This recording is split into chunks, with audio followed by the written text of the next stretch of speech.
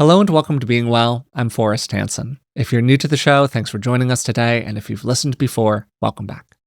I'm joined, as usual, by clinical psychologist Rick Hanson. So, Dad, how are you doing today? I'm feeling good. I'm wearing my black t-shirt. So yeah, it's I got hope the it's black okay. t-shirt going. It's going to be loose and liberated and free. It's going to be kind of a different, black cowboy hat energy to the whole enterprise. Should be fun.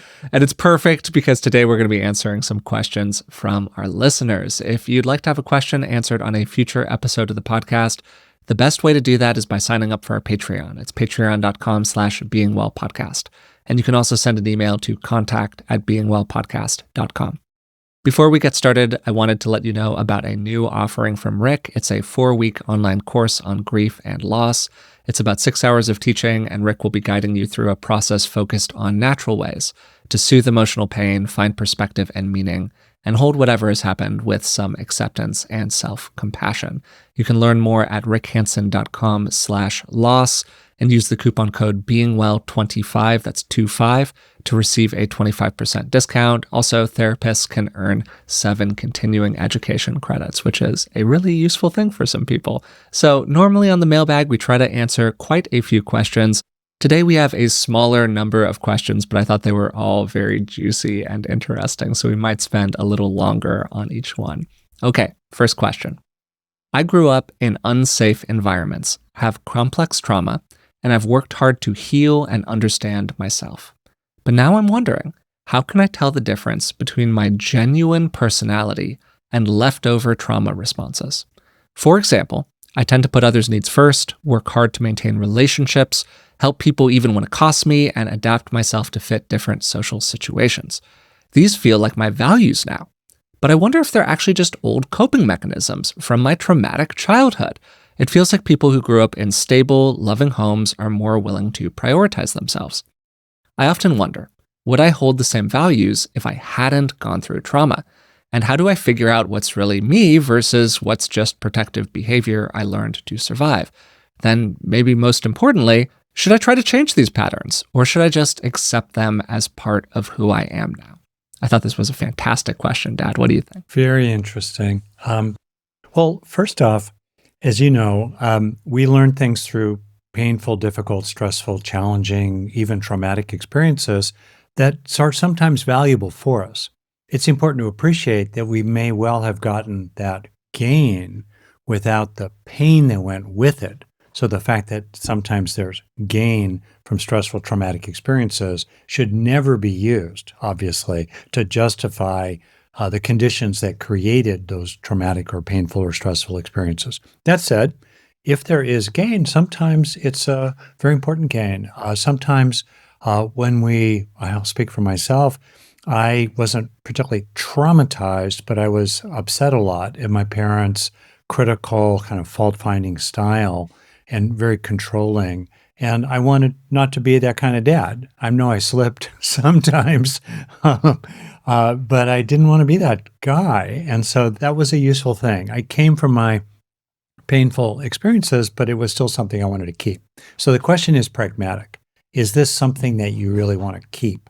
And then I think it's really helpful sometimes to pop up sort of to a bird's eye view and imagine that you're looking at yourself from 10,000 feet or looking at another good person from 10,000 feet. Would you consider it appropriate and wise for that other good person or you to act in a certain way? And when you do this, you might realize, actually, that other good person doesn't walk on the eggshells that I'm walking on. They don't pull their punches in the way that I'm doing this. They don't endlessly give up their own needs for the sake of caretaking of others.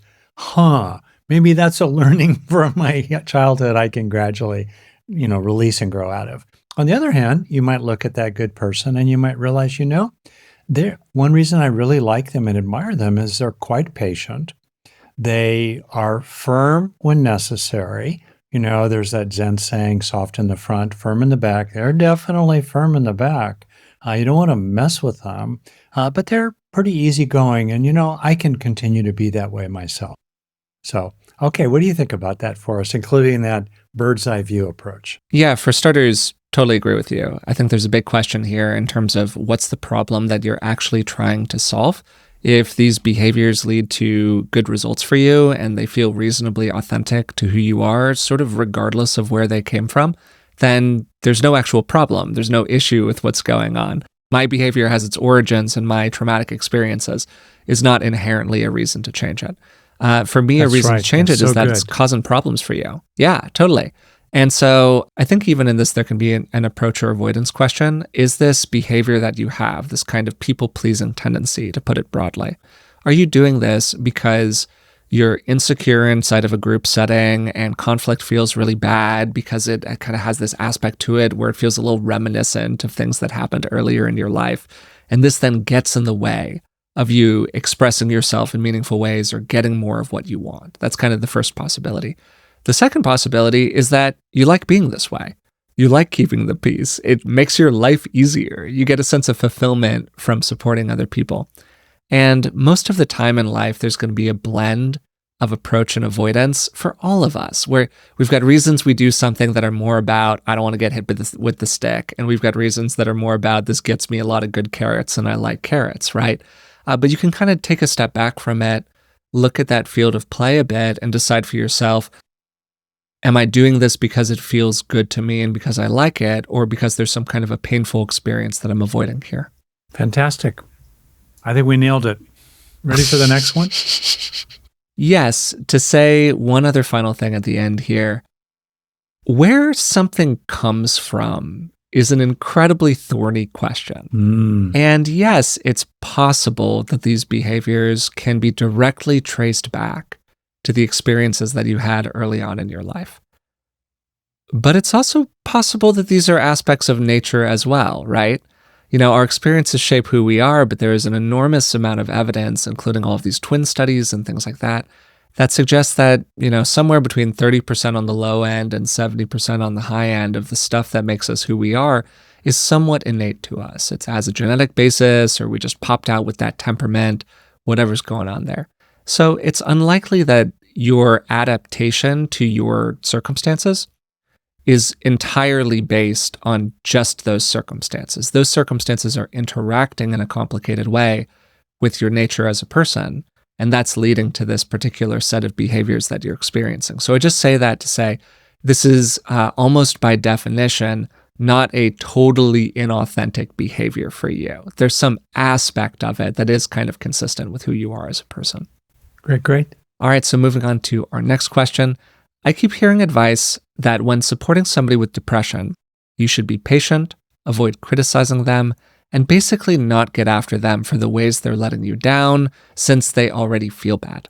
I get this in theory, but in practice, my partner can kind of be a jerk when they're depressed.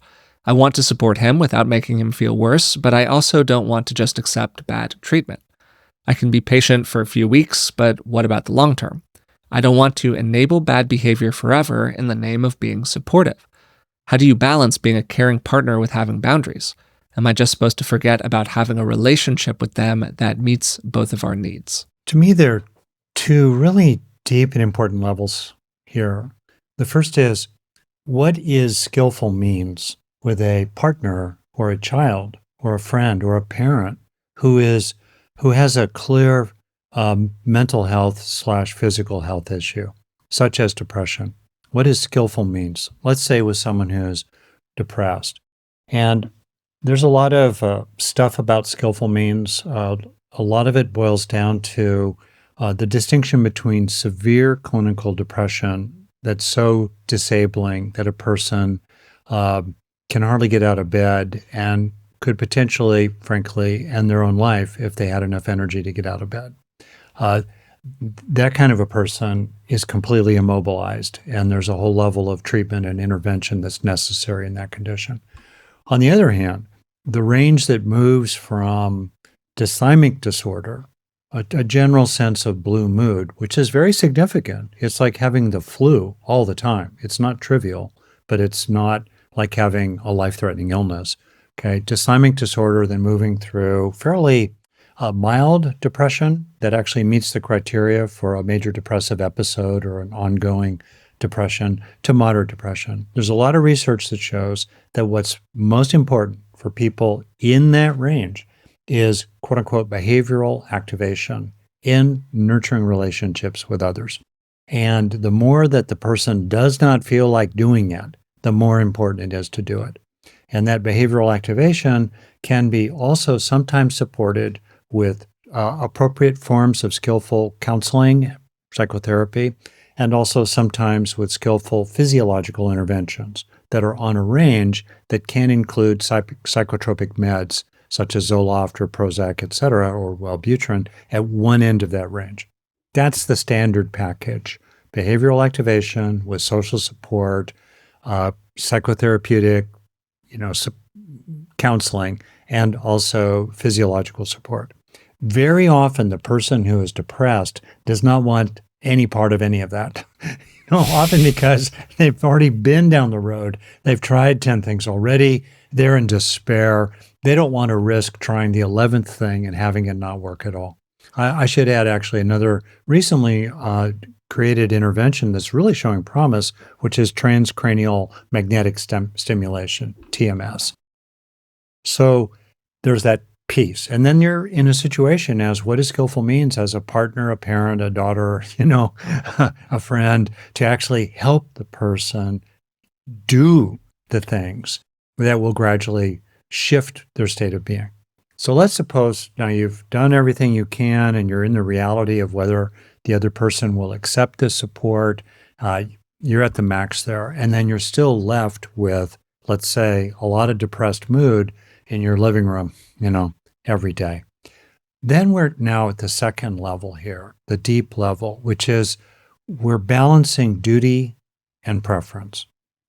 When I say preference, I don't mean anything superficial like, I'd prefer chocolate over vanilla ice cream. I mean your own personal needs, your own personal values, your own personal rights.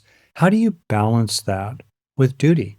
When this gets at some deep questions about interpersonal ethics, values, and so forth, in certain conditions, we put up with situations with loved ones because we have a duty that trumps, frankly, our personal wishes and, the impacts on us. Other times we reflect for a while and we go, frankly, you're not making many efforts to lift your mood, actually. We've been married for quite a while. I don't see any end in sight. I'm going to take a big step back. I'm not ready for divorce, for example, but I'm really taking a big step back to take care of my own needs for a while. And so my own personal needs are, in effect, trumping my duty to that person. That's a very fateful choice. There's no right answer to it, but the question is the right question. How do I balance, in effect, my duty to myself with my duty to this other person? And at least what we can do is to foreground that question and be very deliberate in how we explore it. Yeah, what isn't in this person's question is how much effort is their partner expending in the pursuit of getting better?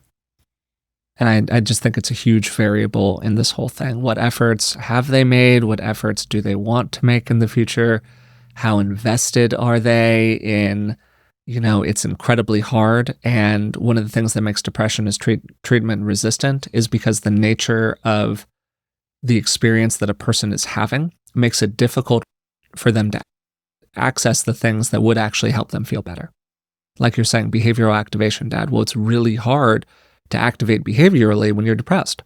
Exactly. And I've had a lot of conversations with people on the podcast about, wow, man, what do you do about that? What do you do about that kind of core double bind that exists inside of depression, where all the things that would help you are the things that feel hardest for you? Yeah. So this isn't offered out of any lack of sympathy for that experience. Mm-hmm. Kind of moving away from that, which is the arena that as a non-therapist, non-psychologist, I'm kind of the least familiar with, to the aspect of it that I feel a little bit more comfortable with, which is the sort of more boundary setting, am I enabling their bad behavior aspect of this whole thing. For starters, I think that it's always much more complicated when somebody has a diagnosed condition. It's just a lot more complicated to talk about standards of behavior and what's acceptable, what's not acceptable, what's, in quotes, bad behavior inside of that context. I do think that part of this is you actually having very clear boundaries with your partner. Boundaries are not punishments.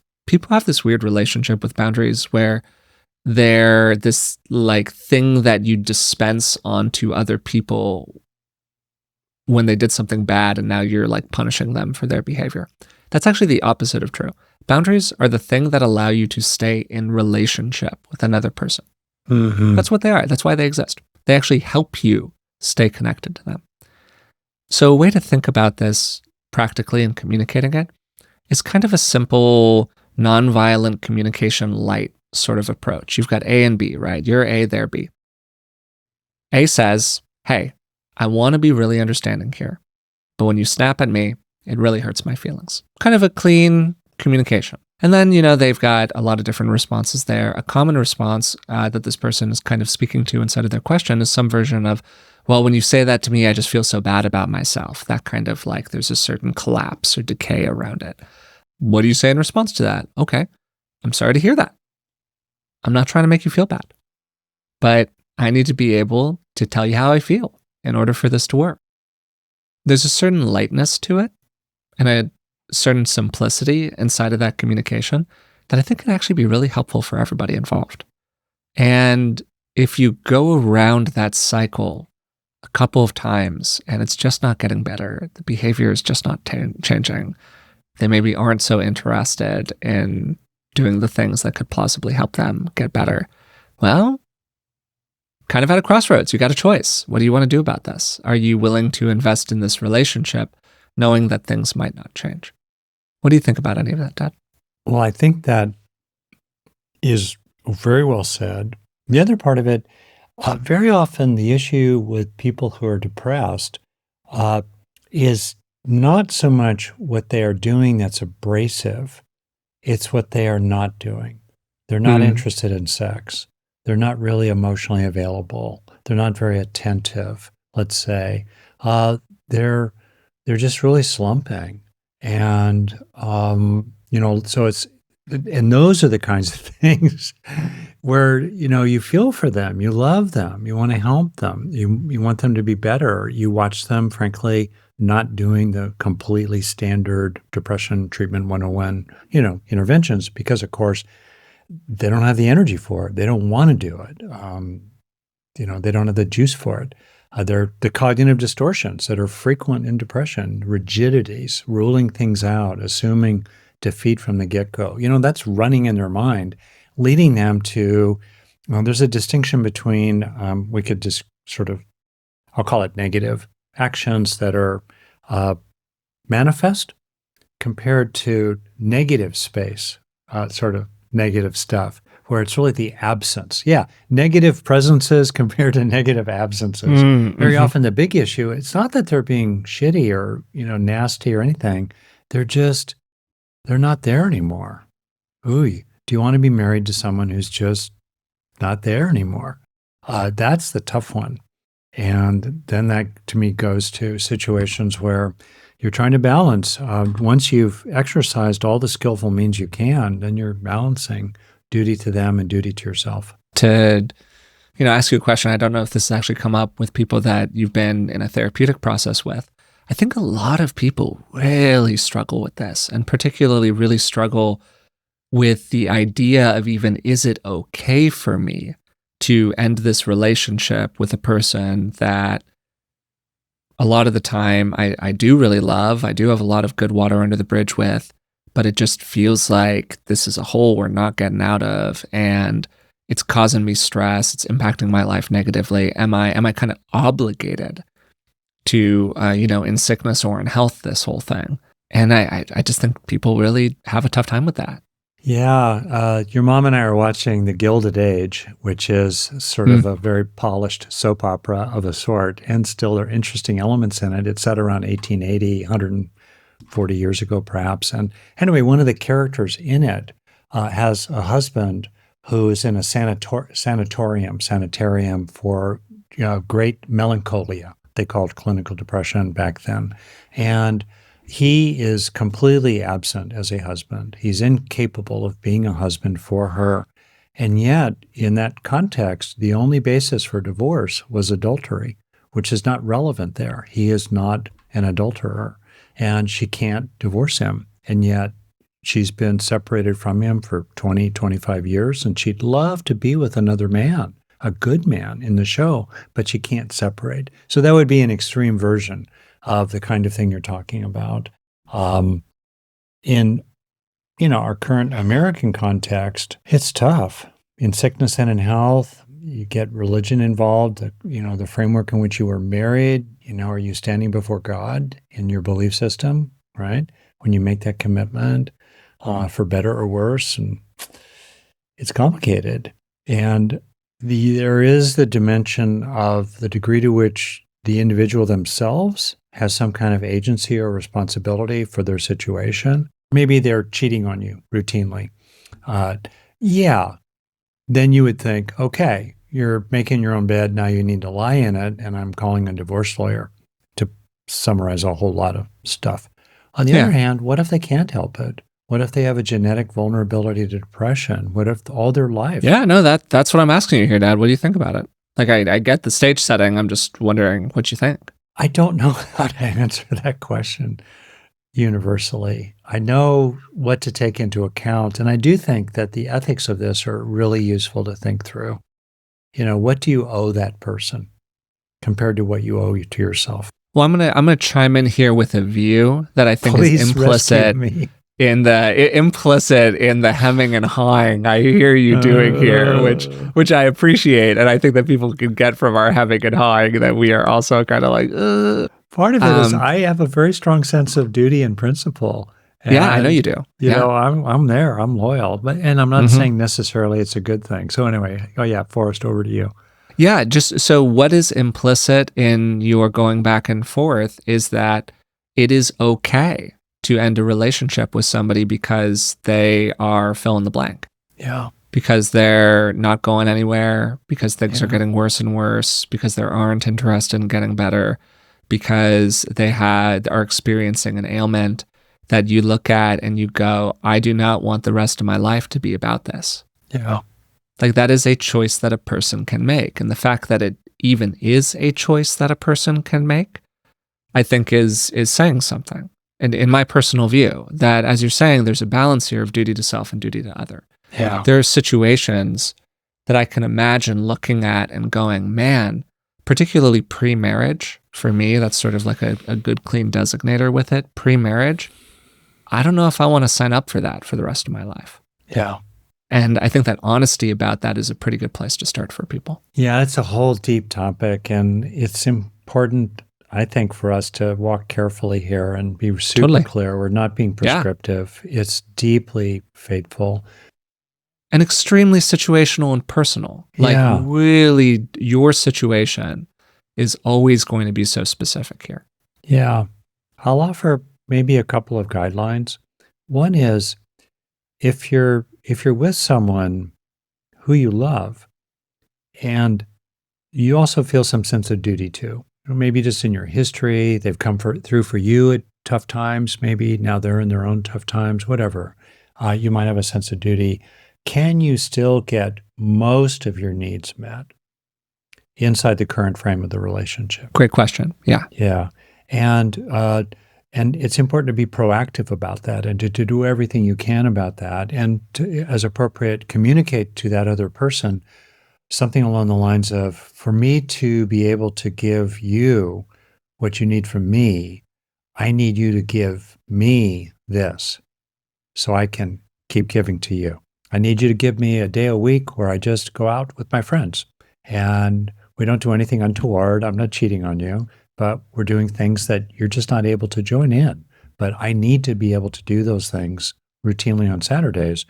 Long bike rides, sailing, walks, shopping excursions, so that I can come back and really be here for the rest of the week. Okay, you cut those kinds of deals. So that's one thing. Second is, be prepared to be surprised. Be prepared to realize that you're okay. You're okay. You can hang in here. You look at that other person in the eyes, you can stick around. On the other hand, be prepared for realizing that you can't do it. You could grit your teeth and white knuckle your way through it, but basically you just can't do it. You just can't And do it. to get really messy with this for a second, because it's a messy question, again, what's sort of implicit in what you're saying is level of love. How good has this relationship been over the long haul? How invested are you in this person? Like, do you feel like this is something where you go, wow, we've got a lot of good water under the bridge here? I think in taking this to like the worst case scenario or some version of it, because why not? I think of people who have like serious Alzheimer's, Yeah. who've been in a relationship with somebody for 30 years, more than that at that Mm, point. yeah. And they're just going to spend the next 10 years effectively with somebody who is just sort of slowly declining around this. And by the end of it, may not always know who they are, or there are Yeah. other assorted complexities about that. But they look at it and they go, look, I'm in. This is what I signed up for. Mhm. And I just feel, I mean, good about that is not quite the right word, but I feel moral and in integrity, and like this is what I want to do. And I think that that's, it's emotional. It's an incredibly touching thing, actually. That kind of level of commitment to somebody else. So, anyways, I'm just sort of flagging that dad as being again kind of implicit in what you're Yeah, saying. I think that, and also sometimes you may have had 30 good years Sure, and there's a car accident or an illness or sudden onset of a psychiatric condition. sure. And you just, after 6 months or 6 years in, you just get to a place where you know in your heart you just can't do it anymore. Yeah. You're getting angry, you're getting mean, you're getting bitter. You just can't do it. So there's that. The last thing I'll just say about it is I find it's helpful here, and it's also really helpful in less fateful choices, where you can pop up to that bird's eye view that we sort of started talking about at the beginning here, and in a very deep way, imagine that you're looking back toward the end of your life. What will you be most glad that you have done? And weigh it. Will you be most glad that you hung in there, you stuck it out, you stayed, or really with with some sorrow and regret and moral ambivalence? Yeah, you will be most glad that you separated and started going down a different road. There's no right answer, but there could be a right process for coming to your own answer. No, I think that's really true, Dad. And obviously, this is a tough one. This is one of the toughest ones, I think, because there's so much in the mix. It's so individual. You feel bad for everybody involved. Like it's one of those things where it doesn't feel like there are a lot of great answers. Yeah. Well, maybe we leave that particular minefield for the moment and move on to our next question here. And also, if you're watching this on YouTube, if you're listening on podcast player of your choice, I'd be really curious. Leave a comment. What do you think about this? What's your experience with it? Do you have anything that you think we left out? Which I'm sure we did. Yeah. And I just think it's a really, really, really deep topic here that it gets underexplored because it is so uncomfortable to talk about. Yeah. I feel profoundly deferential to the lived experience of people who have had to make these choices. Totally. And not choosing is a kind of choosing. So, and to my knowledge, Forrest, neither you nor I have had to make these choices. Nothing in like this this, very no. fateful kind of way. No. Yeah. No, totally real. All right, next question. Hey there. Thanks for watching, and sorry for the little interruption here, but it turns out that over 60% of the people watching this video right now are not subscribed to the channel. I really appreciate your support, even if you don't subscribe, but it's even better for me if you do. So if you could take a moment to hit the subscribe button, maybe, whatever they say, smash that like button while you're down there, I'd really appreciate it. So thanks so much, and back to the show. Despite having a consistent mindfulness, spiritual, and physical wellness practice, I occasionally experience moments of intense, overwhelming anger that seem disproportionate to the triggering situation. These episodes happen rarely, but feel frightening in their intensity. They often come up with my husband in particular when I feel he's said or done something unappreciative or disrespectful, and there's definitely a gendered element to them. I had to deal with a lot of bullshit from men working in professional environments as a young woman. As a detail, I believe that this person, when they sent the question, said that they were a little later in life, like late 50s, early 60s, something like that. I've developed strategies to manage these moments. but I'm more interested in understanding their source than just containing them. What causes these emotional eruptions that seem to bypass all of my well-practiced emotional regulation skills? How can I work with the underlying causes rather than just managing the symptoms? What do you think about this? I think it's really quite common, and it's happened for me that a seemingly, in my case, let's say, fairly well-regulated person, both by Sure. disposition and by training and by, privileged and advantaged life circumstances, will suddenly get triggered around something and absolutely fire up. And so it's not uncommon. What do you do about it? In this situation, with a person who seems to have, and I believe they have a lot of resources inside, I think a place to start is by actually joining with the eruption in your own mind, thinking of it as a protector character in terms of parts theory, thinking of it as a form of fierce self-compassion from Kristen Neff and others. To kind of go into this energy, this eruption, this force, and ally with it, and explore how it's trying to take care of you and help you, and in so doing, help it to kind of move out of this sort of cage it's in which every so often the beast is unleashed, and let it move out and play and become more diffuse, more integrated with all the other elements of your own psyche, which will help to regulate it actually. And if it does come forward, the value in it will be then more modulated and more supple and attuned to the particular situation. So that would be one thing I would actually suggest, that the person really, it's counterintuitive, but to really go into it. And then underneath it, what is the deeper longing?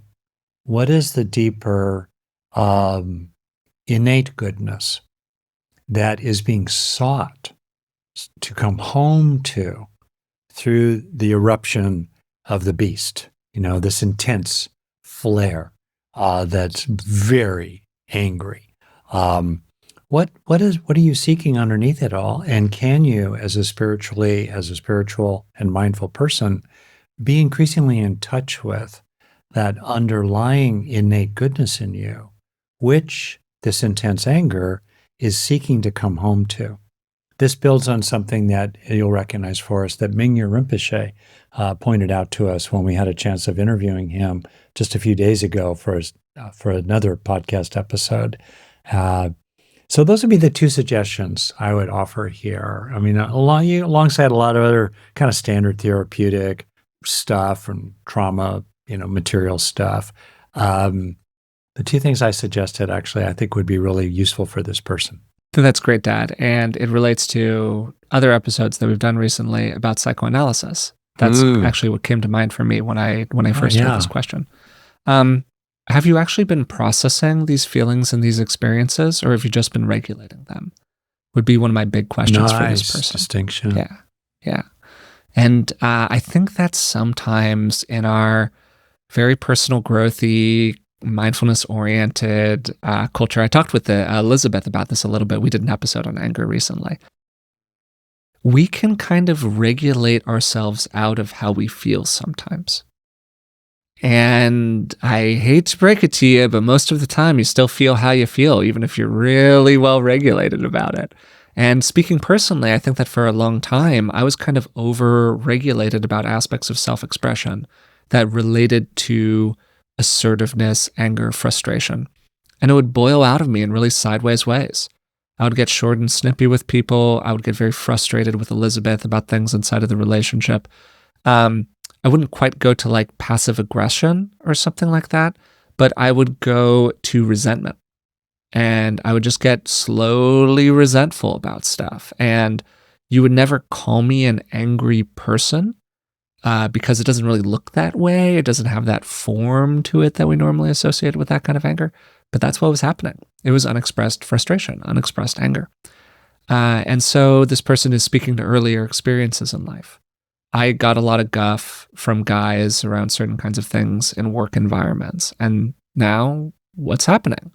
Well, you feel very sensitive when you're getting guff from a guy in a particular kind of environment. So that makes me think that there's been some degree of not really processing that experience, even if you've developed all of these really wonderful coping tools related to it. You had a line a while ago, Dad, I think you were paraphrasing or quoting somebody else, about getting down to the tip of the root of an experience and really pulling the whole That's weed my out. metaphor from hours of weeding dandelions There in you the go. front There you yard of go. our Well, I'm home glad in it West was you then. Covina back in the day. Fantastic. If you don't get the tip of the root, the darn dandelion grows back. Fantastic. So there you go. And I would really kind of ask that as a question. Well, have you kind of gotten to the tip of the root here? And it seems like the answer is probably no. And that is part of their question. Like, how can I work with the underlying causes? I think that already what you suggested, Dad, some good suggestions there. I would wonder about various forms of emotional processing work or various forms of creating a coherent narrative around what happened. Have we really felt the emotions? Have we gone into the story? Have you allowed yourself to really fully get pissed about all of that in that way that you're describing, where it's about going into the experience or the anger rather than pushing it away? Those are some good places to start. A lot of body-based stuff can also be useful here because anger is such a body-based feeling. It's such a sensory experience for us. I would wonder about that a little bit. Have you played around with any of that stuff? Those are just some starting ideas. Great. I love your distinction between regulating and processing. Yeah. Really, really great. And this is kind of sharply said here. I'll just say it like this. Sometimes you start to realize that you're in a relationship with someone who, frankly, is just going to keep doing it, whatever it is. They are not going to put the cap on the toothpaste. They are going to leave the toilet seat up. They are going to give you unwanted advice. They are not going to be appreciative. They're going to be occasionally critical. This person was, let's say, disrespectful. They're going to do their mansplaining, whatever it might be. And you basically make a choice. Hey, am I going to stay in this relationship or not? And is there much upside, given if I'm going to stay, is there really much upside in dealing with my partner or my friend or my parent or my kid that yet again, they're doing the thing? And I think sometimes you get to a point where you've talked about the thing 10 times or some number X, and it doesn't really go very far. They don't have much of a learning curve about it. And you just go, whatever, heck with it. And you just check out, you disengage. They do the thing. Maybe you just kind of quietly look at them and shrug and leave the room. And that's a communication. Or maybe you just let it go by. You don't do anything. But there's an opportunity for people, I think, around certain sorts of things where internally you remind yourself, yep, there they go again. Yep. And what the heck? I still love them. And then you go make dinner. That's great. All right. I think that's a good place to leave that one. Let's move along to our final question today. I'm currently getting my MSW to become a social worker, and I recently started working as a suicide and crisis specialist, taking texts and chats from people who are experiencing suicidal ideation, homicidal ideation, and have self-harmed. While I typically do a good job compartmentalizing, I've noticed lately that some of the interactions have really stuck with me. Do you have any resources or advice for managing this kind of work? Or more generally, how has Rick avoided burnout or caregiver fatigue? This is a much more relevant question for you than for me, Dad. I've certainly had my own adventures with burnout, but I've never done a job like this. Yes. So I want to make a distinction that builds on the brilliant, groundbreaking work of Dr. Tanya Singer and related colleagues on the neurocircuitry of empathy and compassion. So I want to make a distinction between empathy, empathic distress, and compassion. So in empathy, we are in effect simulating over here, in a broad sense, some of the experiences that people are having over there. We might be just getting an understanding of what they're experiencing cognitively, We might also be getting an emotional resonance with them. And we might also be tracking through mirror neuron like circuitry a sense of the actions of that other person. That's empathy. Empathy is morally neutral. Empathy itself is not caring. We can be caring without empathy. We can be empathic without caring, or we can be empathically caring. Then there's empathic distress, in which that resonance with another becomes so great, or in which the boundaries, normal boundaries between oneself and others, become so blurred or merged or permeated that the suffering, let's say, because we can also have empathy for happiness and joy in other people. But let's say we're focusing here on the different kinds of suffering that this person is talking about. Empathic distress occurs when we get flooded with their material. And that's the thing to work on. Classically, it's very helpful to develop greater equanimity so there's a broader understanding. It's helpful to develop boundaries of various kinds, both cognitively situated to recognize that their life is not your own, and also kind of emotional and, in your own energy field, if you will, to reduce empathic distress. Then we have compassion. Compassion is caring. Compassion is bittersweet. It combines empathy with benevolence. And third, a motivation to help if we possibly can, or we choose to in this particular situation. There is a lot of evidence for empathic distress fatigue. It's not empathy fatigue per se, or empathy burnout per se. It's empathic distress, including from caregivers.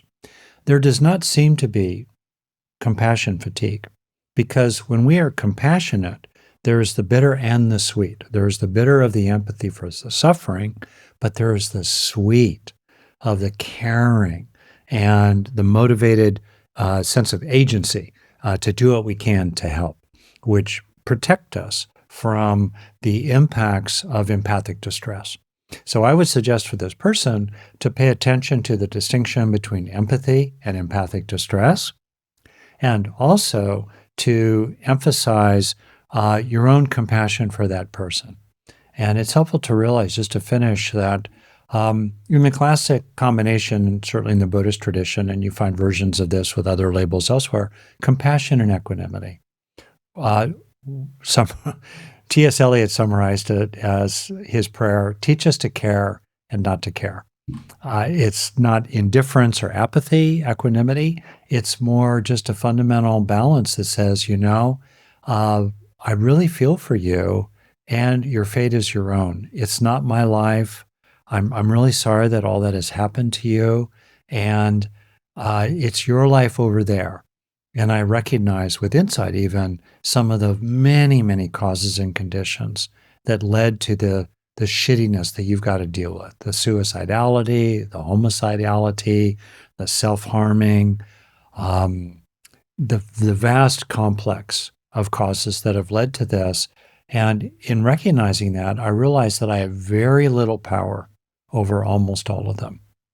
And I'm separating my capacity to help you from my feeling for your suffering, my sorrow about it, and my completely sincere wish that you not suffer so much and find true happiness. I really do wish that for you, while simultaneously knowing that there's almost nothing I can do to make that happen.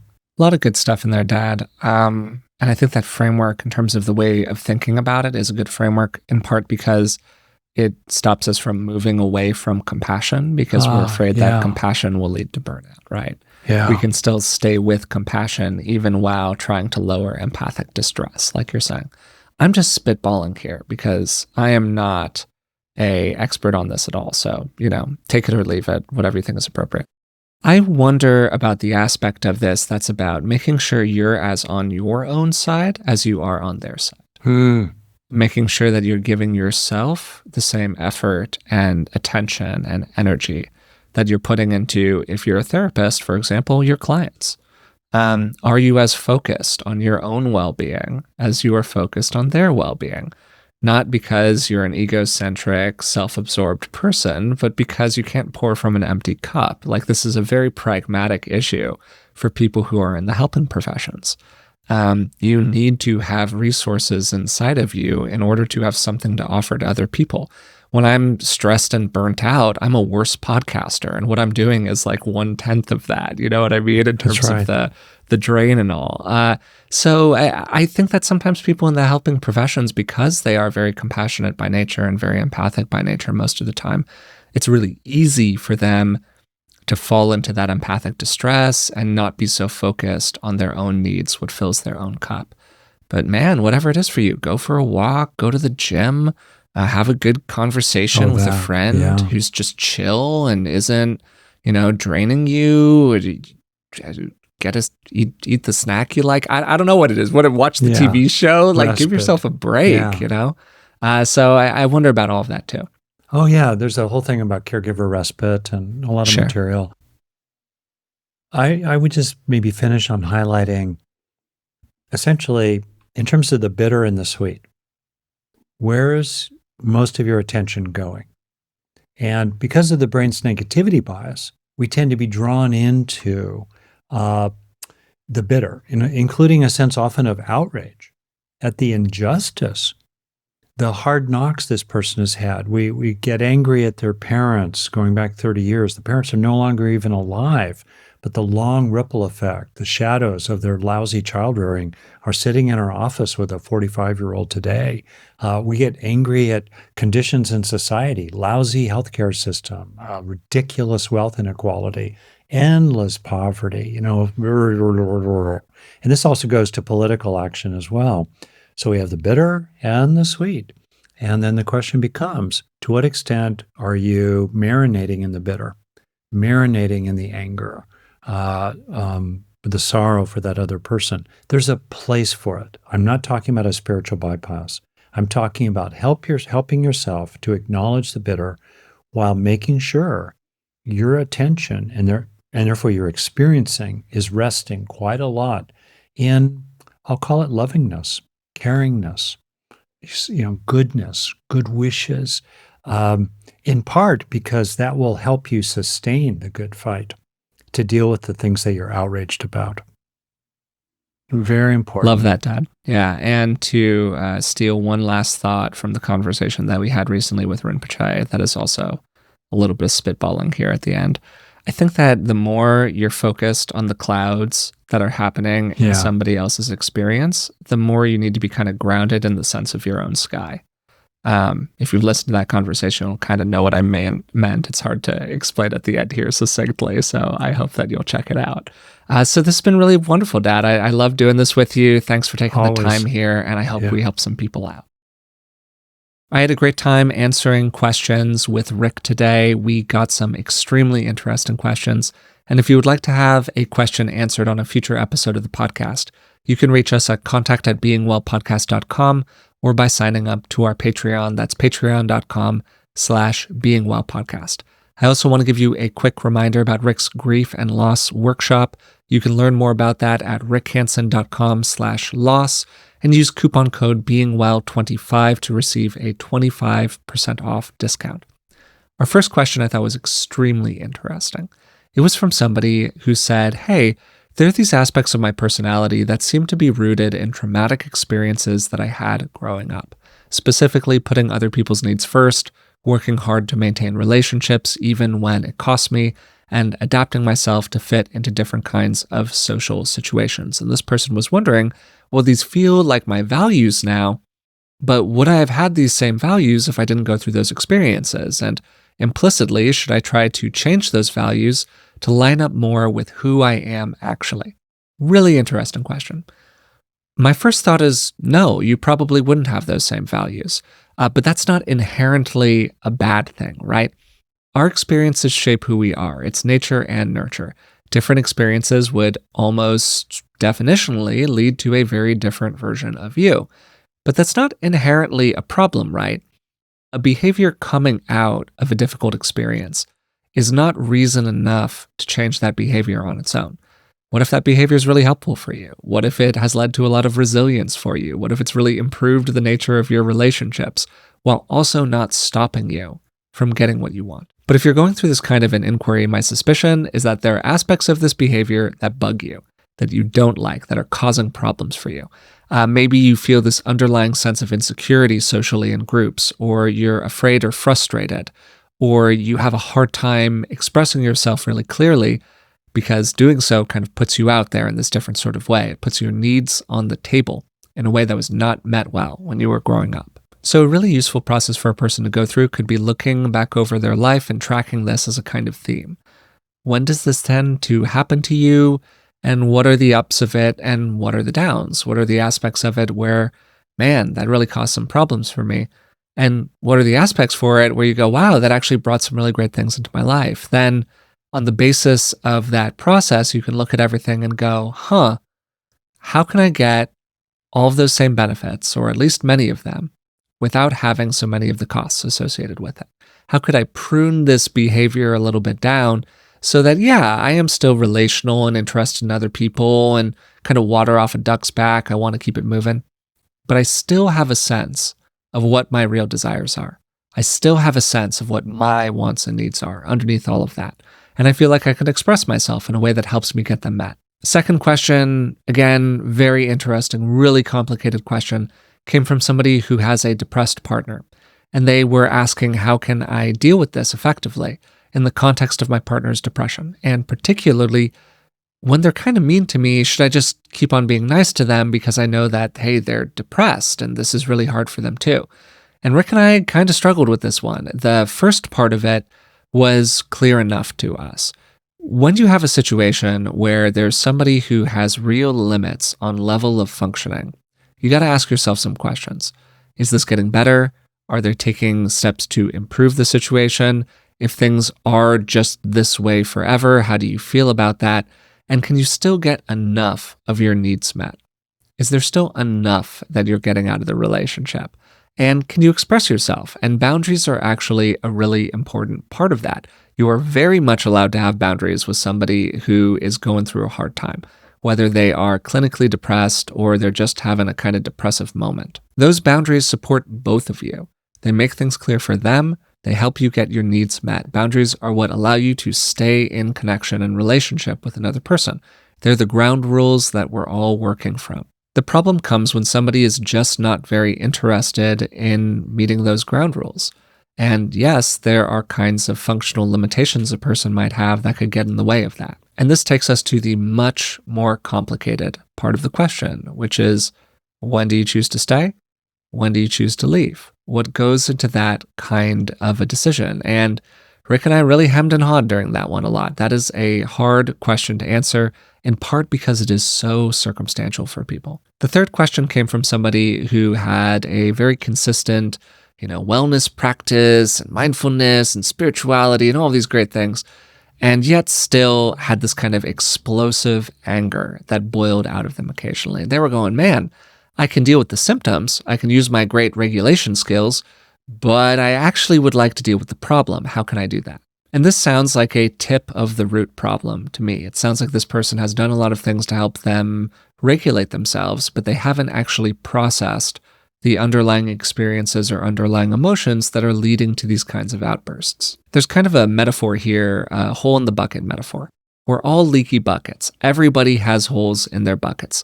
Some holes are bigger, some holes are smaller, but everybody needs to receive resources regularly or we get burnt out and exhausted. Different kinds of practices, like the ones that this person was talking about, can help refill the bucket, but that doesn't mean that there isn't still a hole in the bottom of it. If that hole is pretty big, you have to use those kinds of regulatory practices all the time in order to keep yourself on the tracks. But if the hole gets smaller, well, you don't need to be so reliant on those practices because there are just less moments throughout the day when you're getting so frustrated or so pissed. Rick's recommendations here were mostly about exploring the nature of the anger and really going into it. We tend to push away our aversive emotions, including by kind of regulating ourselves out of them, so we never get around to actually processing them. But what would it be like to almost get on the same team as that feeling? When you're in a safe space, not in the moment of it, you're just trying to explore it inside of yourself. Can you find that anger inside of you when you're just sitting on a cushion? You're just alone in a room. Is it still there, or is it just inaccessible for whatever reason? Well, that can be kind of interesting on its own. And can you try to find the message that it's telling you? Is this a message about getting on your own side? Is it a message about some unmet needs? Is it just an expression that's never been fully expressed out? Final question came from somebody who was asking about caregiver fatigue, and I loved how Rick answered this one. There's a difference between empathy, empathic distress, and compassion. Empathy is morally neutral. It's just the ability to understand the feelings that somebody else is experiencing. You can be extremely empathic and still not really care about what's going on inside of somebody else. Then there's empathic distress, and it's when the boundaries between self and other get a little bit fuzzy with that empathy, right? The resonance with another person becomes so great that their suffering starts to bleed into us. Those things are distinct from compassion, which is about caring, and it has this kind of bittersweet quality to it of benevolence and motivation to help, mixed with that empathy, mixed with that understanding of the difficult experience that somebody else is having. Broadly speaking, there's a lot of evidence for empathic distress fatigue. There's not so much evidence for compassion fatigue. So the question is, how do we stay in compassion without wandering over into getting empathically overwhelmed? We had a couple pieces of advice for this. For starters, there's a lot of literature on caregiver fatigue broadly. It probably treats this problem with a lot more depth than we were able to do during this little answer here. But my first thought is, are you filling yourself up? Are you filling your own cup as much as you're filling the cups of other people? It's very easy for therapists to become very preoccupied, very focused on the problems their clients are experiencing, while kind of losing sight of their own problems, kind of losing sight of the ways in which they aren't resourcing themselves. They aren't kind of taking the advice that they would give to another person. Then also Rick talked about the balance of the bitter and the sweet in compassion. And because of the brain's negativity bias, it's very easy to get focused on the bitter. But what's the sweet? What's the feeling of caring and kind of loving kindness extended towards this other person? Can you really feel that feeling of being on a team with somebody else where you're trying to solve a problem with them? You're trying to make things as good as you can. And that kind of feeling itself, that feeling of being to speak kind of generally, just sort of a force for good in the world. Wow, that can be a really wonderful feeling alongside all of the difficulties associated with that person's experience. I hope you enjoyed today's episode. I had a great time recording this with Rick. If you made it this far and you haven't subscribed to the podcast yet, please subscribe. Subscribe on YouTube, subscribe on your podcast player, wherever you listen or watch. We'd really appreciate it. Also, if you could leave a comment, a rating, a positive review, really helps the show out. Until next time, thanks for listening, and I'll talk to you soon.